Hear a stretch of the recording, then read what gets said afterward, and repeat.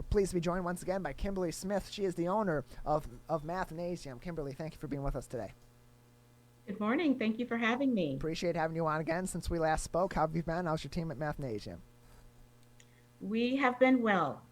We have been focusing on making sure that our students are getting prepared for the fall, preparing them over the summer. Some of them have been coming throughout the summer as well because, as you know, schools ended abruptly in March and transitioned to an online program for the students.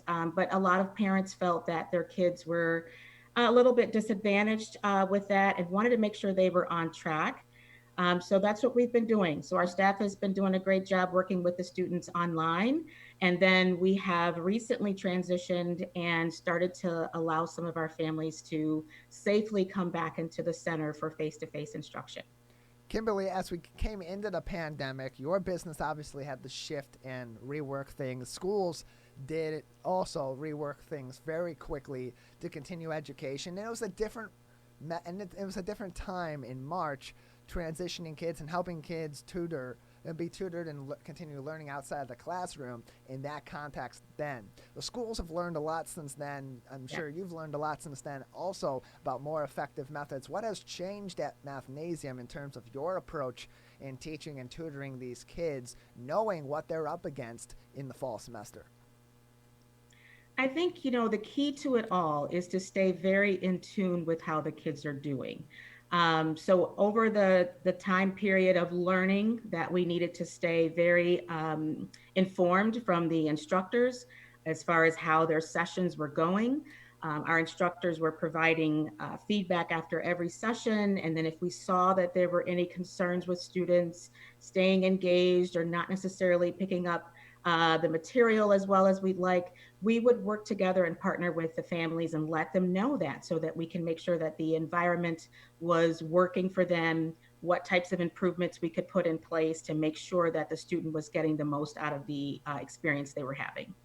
And Kimberly, can you talk about some of those improvements? Because math is so different than English or history, where you can read something and it's so Right. much more easily understood. Math is a step by step process. So, what are some of those improvements? And if a parent can't afford a tutor, what can they Mhm. do to help their student? Well, some of the improvements I would say maybe assessing the students more often to ensure that they are achieving mastery of the content that we're teaching. Because of the medium of doing it over a computer or virtually, sometimes you may feel like a connection is being lost. And so we want to make sure that we are indeed moving and progressing the student forward, and to be able to measure that and measure that a bit more frequently gives us better assurance that a student is prepared, or if we need to go back and review and ensure that the message and the student is gathering the knowledge and holding that foundation so that they can progress to the next level or the next content subject area. So I think that for us at Mathnasium, we felt that if as long as we stay in tune with how the student is doing with the material, we can help them ensure that they are mastering the content level. Kimberly Smith with us. She is the owner of Mathnasium with us on the Oakland County Megacast. So, Kimberly, as we're going through the COVID-19 pandemic, we hit the summer months. School did end abruptly and ended a little bit earlier for in person and then ended earlier overall when everything went virtual. That gave a little more time for what is commonly referred to as the summer slide. What has your team been doing with the students that you are tutoring, and what advice do you have for parents as they're preparing to return their kids to school in the coming weeks to prevent or to lessen the burden of the summer slide on what they may have lost as their kids are going back to school? Great question. So, what we've been offering is a free assessment for the families so that parents can know exactly where their students are. And I think that is the key in determining what types of losses a student might have, what types of opportunities that they have for growth and improvement, is to really have a good understanding of where their student is with their math skills, and to have a detailed and data driven approach to what concepts we need to begin to focus on with students. So we can prioritize those things, ensure that we're coupling that with what does a student need to know as a priority as they get ready for the fall. So having an understanding of a student's skill set is a great way to put together a individualized, a customized learning plan for each student so that we are focusing in on their individual unique needs. And so that's how our program is structured anyway, and it allows us to really be able to hone in on that specific student themselves.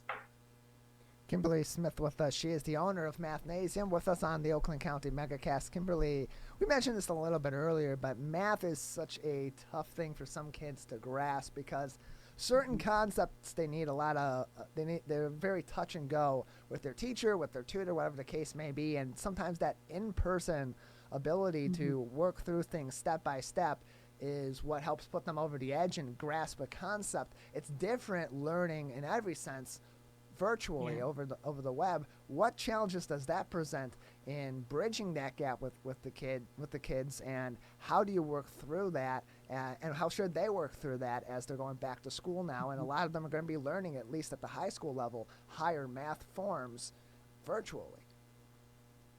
Well, I think the key is to remain positive, and to not look at the medium that we have to use at this point because of the pandemic as a negative thing. So we need to encourage our kids that they can still learn. And, even though some of the content material might be a bit challenging, for us, and what I always tell my instructors, that it is about more than just the math. It is about developing a personal relationship with the student, getting to know their learning style and presenting the material in a way that makes sense to them. And if you're reading from the student that they're not quite understanding, you can read that by their facial expressions. You can read that by, the body language, and you can read that through, questioning, asking them to explain things back to you so that you can get a good understanding of whether or not they are really grasping the concepts. So, with that in mind, getting to know the student and their learning style and transitioning the way that you're presenting the material to the student is a very effective way of making sure that you're getting across to them no matter what medium that you choose. That's what most teachers do in the classroom, when they're face to face. So you have to get to know your students, and when you know them, you can better provide a level of teaching that meets their needs where they are. And so that's where we focus in Mathnasium, is to get to know our students, work towards building up their confidence and keeping them positive about the concepts that they're learning, as opposed to, the fear that they might be feeling at the time. So once they feel comfortable with us, they're more apt to ask questions and to seek out more information about a particular concept that they're learning. Okay, Kimberly. So, math is a little bit different today than when a lot of the parents took math when they were in school. There's this new style of learning math. So, if Mhm. parents are stuck being the teachers trying to help their kids, what advice do you give to parents? And could they actually be setting their kids back by confusing them with the old math versus new math? I will be honest with you that probably 98% of the parents that come in to see me, share that, they're concerned about, new math. And I try to help them understand that math is still math. And if you are concerned about a particular concept that you're working on with your student, it's important to not necessarily share with them that, oh, I don't know how to do this new math, or to share any level of, a lack of confidence. There's so many resources out there. We're here to help you. There's resources online, and if you're not sure, and this is not a particular subject that you're confident with, then seek us out. We are familiar with the different styles of, or the different curriculum that exists in the districts in the area, and we are familiar because we work with a lot of students with the same homework, They have the same types of, testing and the teachers in the area. So we are knowledgeable enough. We're all strong math individuals and can identify, okay, what particular method is being used for this style or this particular curriculum, so that we can take the time to break it down to the families, or to the students. So, I mean, I know that there are families out there that may not be able to, always afford, having a resource. But there's some opportunities to look certain things up online. YouTube is a great tool to use and see if you can identify a similar method so that you can help your student at home. How do you make math exciting? Well, I think number one is you have to make sure that you have instructors that are engaging. And it's not necessarily an easy thing to do, is to find a math person that has a strong personality. But that is what I look for when I am looking for instructors, so that they can pretty much jump into their particular environment, through the online medium, and still pull the student in. A lot of kids, math is not their most natural, math or natural subject. And so you have to try to find a way to connect either the math subject, or connect it to something that they're interested in. So you have to be very creative. You have to be a problem solver, a critical thinker when you're dealing with every individual student. And I think the other very important aspect of this is that you have to show, or actually seriously care about the student. And kids are really, really, um, they're in tune to how a person connects with them. And so we have to make sure that that connection occurs. And when that happens, so much can happen. Like the light bulb comes on, and they just enjoy spending the time with that individual. So very, very important to make sure that we have instructors that are very strong personalities and can share math in a fun way.